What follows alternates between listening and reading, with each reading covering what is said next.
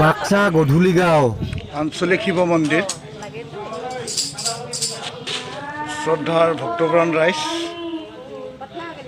আজি আমাৰ আচলতে চতুৰ্থ নিশাত আমি উপনীত হৈছোহি আৰু এই চতুৰ্থ নিশাত অন্তিম কাৰ্যসূচী অৰ্থাৎ সৰু সৰু কণমানিহঁতে হয়তো আজি নাম প্ৰসংগ কৰিছে নিশ্চয় দেখিছে ৰাইজ